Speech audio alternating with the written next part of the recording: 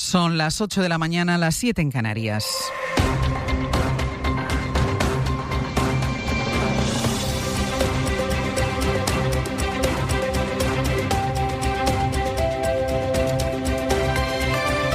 En la cadena SER, Hoy por Hoy, con Ángeles Barceló. Hola, muy buenos días. Diciembre se le está atragantando al Partido Socialista y apenas llevamos 11 días del mes. La exmilitante Leire Díez, que se presentaba a las reuniones como la enviada de Ferraz, ha pasado la noche en el calabozo después de que fuera detenida en una operación que la Audiencia Nacional mantiene secreta. Junto a ella fue arrestado Vicente Fernández, que había sido con el PSOE presidente de la SEPI, la Sociedad de Participaciones Industriales. Esas detenciones el mismo día en el que dimitía el expresidente ya de la Diputación de Lugo, socialista, denunciado por acoso sexual, mientras seguimos a la espera del expediente que Ferraz ha prometido para saber cómo pudo ocurrir que en las oficinas de la presidencia del Gobierno, en el Palacio de la Moncloa, un asesor de Pedro Sánchez, Paco Salazar, tuviera los comportamientos misóginos que describieron por escrito dos trabajadoras cuyas denuncias fueron orilladas. Sastre, buenos días. Buenos días, Barceló. Hay un malestar creciente dentro del Partido Socialista por estos casos y preocupación también por la acumulación de frentes para el Gobierno que se expone hoy, además, a otra derrota en el Congreso por la senda de déficit. A ese malestar interno por la suma de casos sobre acoso sexual, aun con el impacto de los comentarios que trascendieron del ahora encarcelado José Luis Ábalos, le puso ayer voz la portavoz socialista en el Parlamento andaluz, Ángeles Ferriz. Pues estoy hasta el moño de putero y de acosadores. ¿Le sirve la contundencia? Claro que estoy hasta el moño. Sobre todo porque me duele en un partido como el mío, donde estos comportamientos, como ustedes comprenderán, nos desgarran por dentro, porque no tienen cabida y porque no pueden cuestionar todo lo que es la historia de una organización que ha sido la que ha protagonizado los mayores avances de la historia de los derechos de las mujeres. Y 4, sin vergüenza, no pueden tirar por tierra todo el trabajo que hacemos día a día muchísimas mujeres y muchísimos hombres en el Partido Socialista. Yo quiero que se sepa toda la verdad, que se llegue hasta el final y que caiga quien tenga que caer. Vamos a empezar por las novedades en torno a la detención de Leire Díez. Javier Bañuelos, buenos días. ¿Qué tal? Buenos días. Y de lo poco que se sabe de momento, ¿no? Solo que es una operación que investiga la Audiencia Nacional y que no está conectada en principio con el caso Cerdán. Eso a pesar de que el otro detenido, que llegó a presidir la SEPI, llegó a trabajar para Servinavar. Sí, la trayectoria de Vicente Fernández ha estado ligada a María Jesús Montero hasta que acabó en Servinavar. Llegó allí a Pamplona tras dimitir como presidente de la SEPI. Fernández se vio obligado a dejar su cargo tras su investigación por el caso Aznalcóllar, por el que precisamente hace unos días fue absuelto. Pero la UCO ha encontrado nuevas sospechas, en este caso por su presunta implicación en el amaño de contratos públicos ayudados supuestamente por Leire Díez. Los dos coincidieron en la SEPI cuando la exmilitante socialista trabajó en la Empresa Nacional del Uranio en USA, que dependía directamente de la Sociedad de Participaciones Industriales. El hermetismo en investigación es absoluto, pero fuentes de la investigación sí remarcan al SER que estamos ante un caso nuevo ajeno a la trama Cerdán. En este caso nos aseguran vinculado a delitos de fraude, falsedad documental, malversación, tráfico de influencias y prevaricación. Una operación que sigue abierta, de hecho no se descartan nuevas detenciones. Javi, gracias. Un abrazo. Sobre las denuncias por acoso sexual, a la espera de ese informe, decíamos, del PSOE sobre Paco Salazar y tras el caso de Torrelodones, lo último es la dimisión del presidente de la Diputación de Lugo, el socialista José Tomé, después de que el programa de 4 Código 10 desvelara varios testimonios de mujeres que denunciaban acoso por su parte. Es más, estos testimonios acusan a Tomé incluso de haber ofrecido puestos de trabajo a cambio de sexo. Él lo niega, dice que es un montaje. Dado que non hai ninguna prueba, ninguna, ni la pode haber, porque non é verdad. Evidentemente tomaremos as accións legales que procedan. Se lo piden, va a dimitir. Eu vou seguir traballando por o Concello de Monforte e por a provincia de Lugo. Había una denuncia en el canal interno de los socialistas. El PSOE ha suspendido de militancia a Tomé, al que le ha retirado el liderazgo del partido en la provincia de Lugo. Le exigen que entregue su acta de diputado gallego y también que renuncie a la alcaldía de Monforte de Lemos, en la que se mantiene todavía. Guillermo Lerma, buenos días. ¿Qué tal? Buenos días. El de Tomé es un nuevo caso en plena tormenta dentro del partido, que está viviendo esta sucesión de casos como un desgarro, como escuchábamos antes decir a la portavoz en Andalucía, y que además abre una crisis ahora en Galicia, a pocos días de que se abra en Extremadura un ciclo de elecciones que se presentan muy, muy complicadas para el PSOE. Sí, la sensación en el PSOE es de desborde y de cierta incapacidad para reaccionar a una acumulación de frentes que no permiten al Gobierno retomar la iniciativa. Hay dirigentes de la Dirección Federal y miembros del grupo parlamentario que ya no ocultan su desánimo y sus dudas sobre si, pese a querer agotar el mandato, el Ejecutivo puede aguantar. Sánchez va a cerrar el año parando golpes por el goteo de denuncias de acoso que se están produciendo tras el estallido del caso Salazar, unos casos que nadie sabe hasta dónde pueden llegar. El del expresidente de la Diputación de Lugo amaga con abrir además una crisis interna. Los socialistas piden a José Tomé que entregue el acta de diputado y deje la alcaldía, y él se aferra al cargo, pero hay voces muy destacadas de la formación que cuestionan también al líder regional, a Gómez Besteiro, al que acusan de haber ignorado a las denunciantes. Tampoco la gestión en Ferraz convence a todos en el PSOE. Hay quien echa en falta más explicaciones públicas por parte de la Secretaría de Organización, todo a las puertas de un ciclo electoral en el que los socialistas tienen un horizonte muy complicado. Guille, gracias. Hasta luego. Ayer fue la primera sesión de control al Gobierno desde que conocemos la sentencia del fiscal general, y fue llamativo cómo el PP prácticamente ignoró algo así para centrarse en las denuncias de acoso dentro del PSOE. Notamos aquí el lunes, al empezar la semana, el barómetro de 40DB que constata cómo el PSOE ha perdido 2 puntos en un mes de apoyo entre las mujeres, y el PP quiere ahondar en esa brecha ahora. Por eso ayer decidió salir contra el Gobierno de forma casi monográfica en el Pleno. Por este asunto atacaba siempre el PP. Feijóo llegó a decirle a Sánchez en el Congreso: las lecciones de feminismo se las han debido de explicar en los prostíbulos. Ocurre que también hay denuncias que afectan al PP. Han denunciado por acoso y por malversación al alcalde de Algeciras y senador José Ignacio Landaluce. David Junquera, buenos días. Hola, buenos días. Cree el PP que el PSOE está ante su particular Gürtel. Dicen fuentes populares que si a lo de Salazar, Ábalos, Tomé le sumas la corrupción, el cóctel tardará años en ser digerido por los votantes socialistas.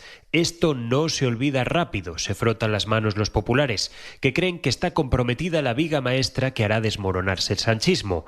Para ayudar a acelerar esa caída llegará un nuevo adelanto electoral. A falta de anuncio formal, es prácticamente seguro que habrá elecciones en Aragón con la excusa de los presupuestos, pero uno de los motivos es la complicada situación de Pilar Alegría. En el PP Nacional creen que la ministra portavoz ha evidenciado su debilidad y que su foto comiendo con Paco Salazar puede ser el cartel electoral que catapulte a Jorge Azcón a unos resultados que le hagan depender menos de Vox.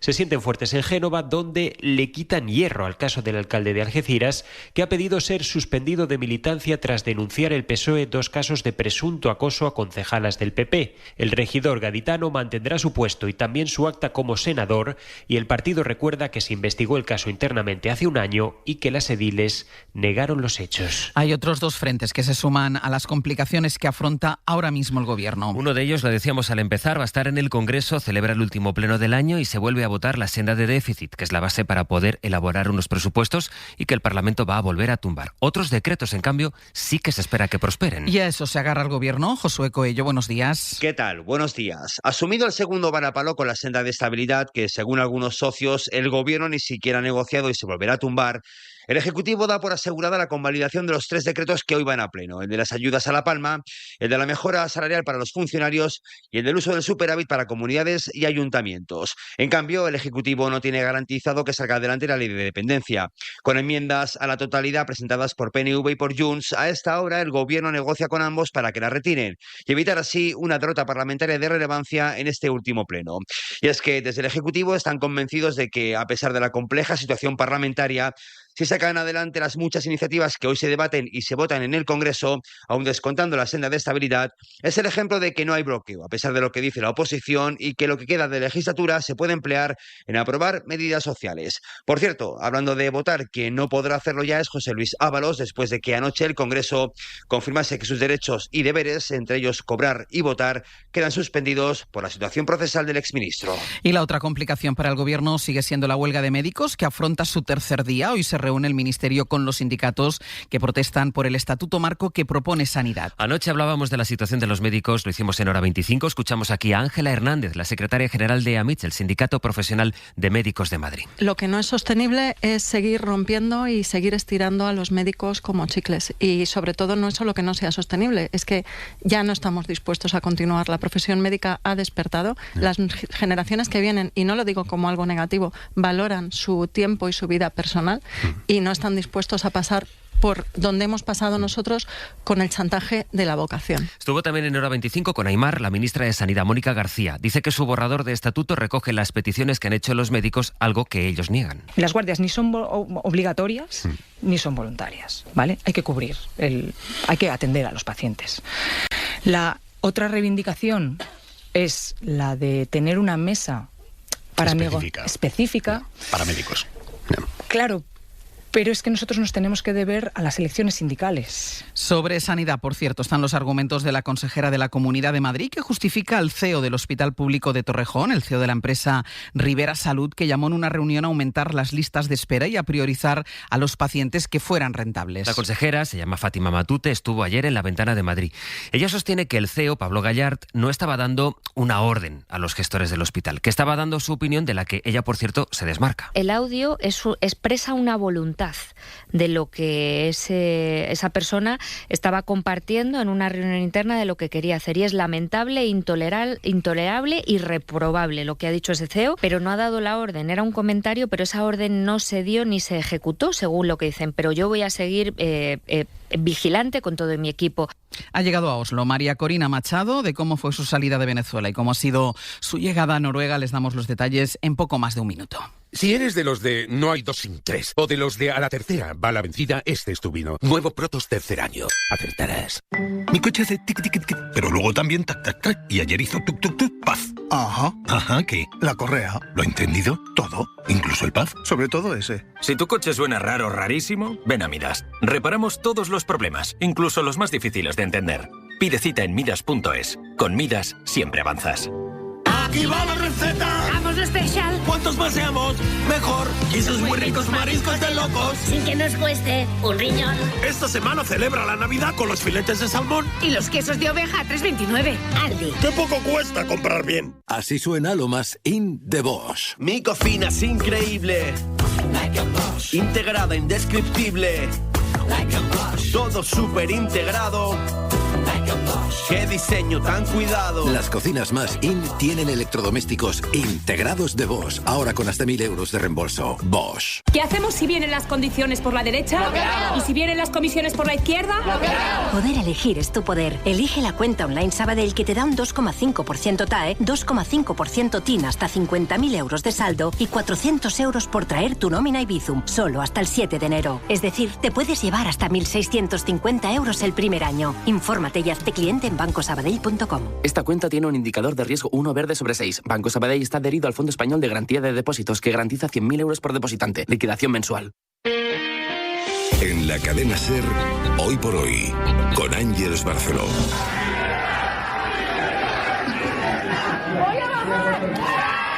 Es María Corina Machado saludando a sus seguidores desde el balcón del Gran Hotel en la capital de Noruega, donde la líder opositora venezolana ha llegado esta madrugada tras escapar del régimen de Maduro en un periplo que ha tenido en vilo a medio mundo. También a los organizadores del Premio Nobel de la Paz, que hasta ayer mismo no supieron si María Corina Machado podría asistir en persona o no a la ceremonia de entrega del galardón en Oslo. Finalmente no pudo llegar a tiempo por complicaciones en esa huida. This prize carries profound meaning. It reminds the world that democracy is essential. Fue su hija quien recogió el premio en su nombre y anunció que su madre llegaría a Oslo en pocas horas tras un viaje que ha estado plagado de obstáculos. Bayo, buenos días. Buenos días, y un viaje que, según cuenta hoy el Wall Street Journal, arrancó el lunes por la tarde en Caracas. Disfrazada y con peluca, la líder opositora venezolana atravesó una decena de controles militares antes de llegar en plena noche a la costa venezolana. Allí le esperaba un bote de pesca al que se subió junto a dos acompañantes con los que atravesó las aguas del Caribe previa coordinación con Washington para evitar ser confundidos con una narcolancha. Ya a salvo, en la isla de Curazao, Machado se subió a un jet privado con el que ha volado este miércoles hasta la capital de Noruega. Allí sus seguidores no daban crédito al verla aparecer en el balcón del hotel donde se aloja la ganadora del Nobel de la Paz, que ha entonado el himno nacional de Venezuela con sus seguidores. Espérenme, que ya voy por allá. Han antes de bajar a la calle donde se ha dado un baño de masas junto a la atenta mirada de varios guardaespaldas. Es la primera vez en 11 meses que vemos a Machado en público y aunque no llegó a tiempo para recoger ayer la medalla, sí se espera que hoy acuda al Parlamento noruego y que se reúna con su primer ministro antes de iniciar una gira por Europa en los próximos días. Horas antes de la llegada a Oslo de María Corina Machado y en plena tensión en el Mar Caribe, Estados Unidos interceptaba y confiscaba un buque petrolero en aguas cercanas a Venezuela. Washington, Sara Canals, buenos días. Alardeando de haber incautado el petrolero más grande jamás confiscado por Estados Unidos. Donald Trump escala así un grado más la tensión con Caracas. Horas después, su fiscal general Pam Bondi publicaba en X el vídeo de la secuencia. En él se ven 2 helicópteros aterrizando sobre el buque y a unos 20 miembros del ejército descendiendo con la ayuda de cuerdas sobre la cubierta del petrolero para proceder a esa incautación. Asegura la fiscal que el buque transportaba petróleo sancionado de Venezuela y de Irán y que forma parte de una red ilegal que proporciona crudo a organizaciones terroristas extranjeras. Supongo que nos quedaremos con ese petróleo, declaraba el presidente Trump tras confirmar esta operación que supone un duro golpe para Venezuela. El petróleo es la principal base de la economía del país y este incidente podría intimidar y disuadir a otros petroleros a atracar en costas venezolanas. Poco antes de que trascendiera la noticia de que Estados Unidos había interceptado ese petrolero cerca de Venezuela, el presidente de ese país, Maduro, lanzaba esta advertencia a Washington que ya no se parece tanto a sus últimos emplazamientos a Trump para alcanzar la paz. Trump dijo de hecho hace unos días que Maduro tiene los días contados en el poder y él... Siempre tenemos que estar como guerreros, como guerreras, con un ojo pelado y el otro también, trabajando, produciendo, construyendo, funcionando todo siempre y preparados para partirle los dientes al imperio norteamericano si hiciera falta desde la patria de Bolívar. Conoces a mi repre, ¿no? El otro día me llamó y me dijo que si no me importaba que un conocido suyo me llamara para una cosa. Le dije que sí, que sin problema. Meses después supe la historia completa. La búsqueda del tesoro. Una historia narrada por Esther Espósito y vivida por miles de niñas y niños que son utilizados para hacer daño a sus madres. Entra en niunamenos.es y descubre la historia completa. 25N. Contra la violencia vicaria, usa el 016. Ministerio de Igualdad, Gobierno de España. Jaume Serra es una cava familiar que sigue fiel a su tierra y a sus orígenes. Por eso con Jaume Serra, esta Navidad vamos a demostrar nuestro cariño a los amigos, a la familia. Vuelve a reunirte con los tuyos y a brindar por los mejores momentos con tu cava favorito. Cava Jaume Serra, líder en la elaboración de cava en nuestro país. ¡Hijo, has venido! Sí. ¡Ay, qué ilusión! Y he traído a la abuela. ¡Ay, ay, ay, qué ilusión! Bueno, a las 2 abuelas. ¡Anda, qué ilusión! Y siempre dobló las sábanas. ¡Ay, qué ilusión! Incluso las bajeras. ¡Pero qué ilusión! Esta Navidad viene con un extra de ilusión. El 1 de enero cupón extra de Navidad de la ONCE, con 90 premios de 400.000 euros por solo 10 euros. ONCE, ahora y siempre bien jugado. Juega responsablemente y solo si eres mayor de edad. Si lo que necesitas es preparar la mejor Navidad junto a los tuyos, empieza por la mesa. Un buen jamón de cebo ibérico, un exquisito rape o un delicioso panetone se disfrutan más en buena compañía. Y es que compartir es la esencia de la Navidad. Supercor, Hipercor y Supermercado El Corte Inglés. ¿Qué necesitas esta Navidad? En tienda web y app. Y hemos hecho galletas con nuestras caras. ¡Ay, qué ilusión! Esta Navidad viene con un extra de ilusión. Cupón extra de Navidad de la ONCE. Juega responsablemente y solo si eres mayor de edad. Hoy por hoy. Ángeles Barceló. Los sindicatos rechazan la propuesta que ha hecho la patronal para que el salario mínimo interprofesional suba solo 1,5 puntos, muy por debajo de cómo han subido los precios. Jordi Fábrega. De ridícula han calificado desde los sindicatos la propuesta de subida del salario mínimo que ha puesto sobre la mesa la patronal, una subida que contempla un incremento del 1,5% y que está muy alejada del 7,5% que proponen los sindicatos. Unai Sordo, secretario general de Comisiones Obreras. A mí la propuesta de la COE me parece ridícula ridícula, una propuesta de subida del salario mínimo interprofesional que está incluso por debajo de la inflación, sinceramente creo que no se puede ni contemplar. La patronal defiende su propuesta y recuerda que cada punto que suba el salario mínimo supone un incremento de coste para las empresas de 575 millones de euros. El Ministerio de Trabajo está a la espera de presentar en las próximas semanas el informe del comité de expertos que tendrán que presentar una horquilla de subida del salario mínimo de cara al año que viene. Pues precisamente El País cuenta esta mañana cuál es esa propuesta que hacen los expertos. Implica una subida que está entre el 3,1 y el 4,7%. Es decir, que el SMI suba al menos 37 euros brutos al mes si no tributa, como hasta ahora en el IRPF, y estos expertos, en cambio, plantean que la subida sea de 56 euros brutos al mes si el SMI sí aporta al impuesto de la renta. Y en 10 minutos el abierto. Esta mañana compartimos análisis con Ignacio Escolar, Javier Aroca y el director de información de Servimedia, Pablo Iglesias. Así llegamos a las 8:20 de la mañana, a las 7:20 en Canarias.